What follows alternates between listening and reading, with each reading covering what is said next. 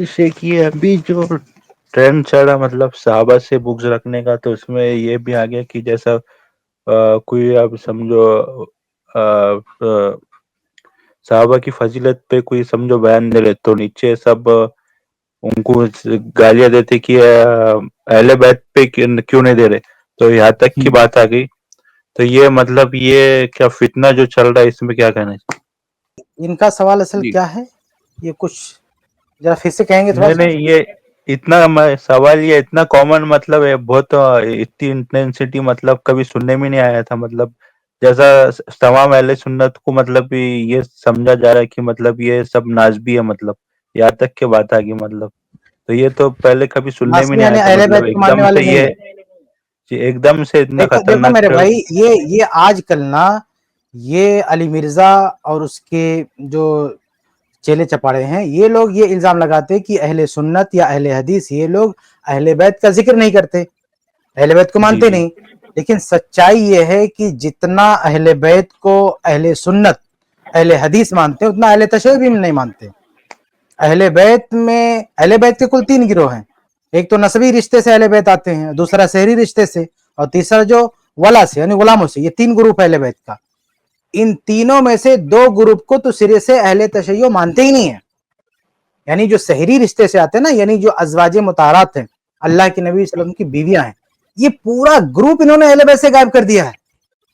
اور پھر ولا سے جو آتے ہیں ان کو بھی کنارے لگا دیا ان لوگوں نے، حتیٰ کہ جو فرسٹ گروپ ہے نسب، اس میں سے بھی اللہ کے نبی صلی اللہ علیہ وسلم کی بیٹیوں میں فاطمہ رضی اللہ تعالی عنہا کے علاوہ باقی بیٹیوں کو اہل بیت نہیں مانتے، حتیٰ کہ فاطمہ رضی اللہ عنہ کی والدہ خدیجہ رضی اللہ تعالی عنہا کو بھی اہل بیت میں سے نہیں مانتے یہ لوگ، بناتے رسول کو اہل بیت میں سے نہیں مانتے یہ لوگ۔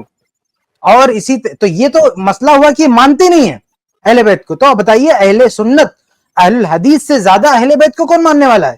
الحمدللہ اہل حدیث تمام اہل بیت کو مانتے ہیں، چاہے وہ نسب سے آتے ہوں، چاہے وہ سسرالی رشتے سے آتے ہوں، چاہے وہ ولا سے آتے ہوں، سب کو مانتے ہیں، سب کا احترام کرتے ہیں۔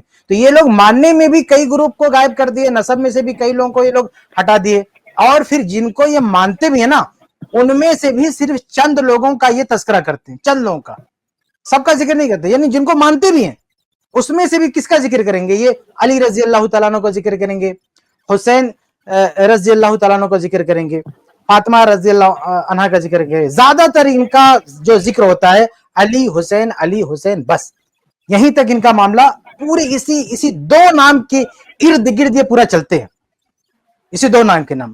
باقی حسن جو اہل بیت میں اولاد علی اور فاطمہ رضی اللہ تعالی عنہما میں سب سے سینئر ہے، ان کا ذکر یہ لوگ نہیں کریں گے، ان کے فضائل یہ لوگ نہیں بیان کریں گے، ان کے محاسن نہیں بیان کریں گے، ان کے کارنامے نہیں بیان کریں گے، اس لیے کہ حسن رضی اللہ تعالیٰ عنہ کا تعلق لڑائیوں سے نہیں تھا، وہ امن پسند تھے، صلح پسند تھے، اس لیے یہ ان کا بلکہ ان کی بعض کتابوں میں ذکر خیر تو دور کی بات ذکر شر ہے، انہوں نے برے برے القابات سے نوازا ہے حسن رضی اللہ تعالیٰ عنہ کو۔ کیا قصور ہے حسن رضی اللہ تعالیٰ عنہ کا؟ کیا قصور ہے؟ کیا وہ فاطمہ کے بیٹے نہیں ہیں؟ کیا وہ علی رضی اللہ عنہ کے بیٹے نہیں ہیں؟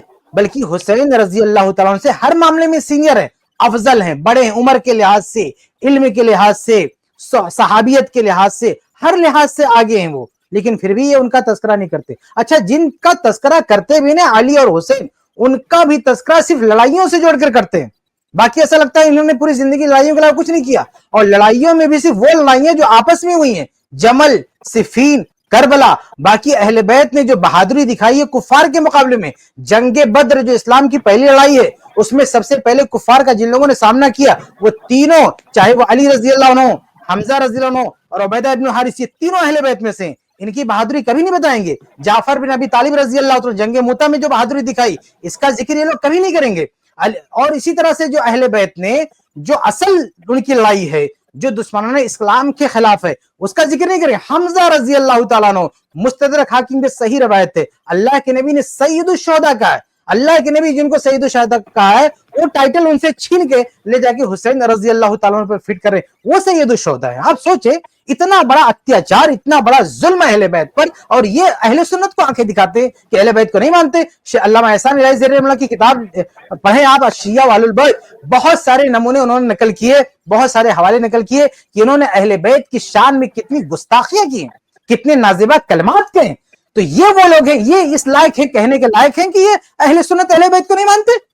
تو آپ سچائی کا سامنا کریں, حقیقت کی دنیا میں اتر کے دیکھیں, اہل سنت اہل حدیث سے زیادہ اہل بیت کو ماننے والا کوئی نہیں ہے. انہوں نے اہل بیت کو بہت سارے اہل بیت کو کنارے کر دیا ہے. جن کو مانا بھی ہے ان کا بھی ذکر نہیں کرتے ہیں, جن کا ذکر کرتے ہیں ان کو بھی صرف لڑائیوں سے ذکر کرتے ہیں, لڑائیوں میں بھی صرف آپس کی لڑائیاں, باقی ان کے یہاں اہل بیت کا کوئی مقام نہیں ہے, کوئی ذکر نہیں ہے. السلام علیکم ورحمۃ اللہ وبرکاتہ. اس کلپ کی فل ویڈیو دیکھنے کے لیے ہمارے چینل پر ضرور آئیں.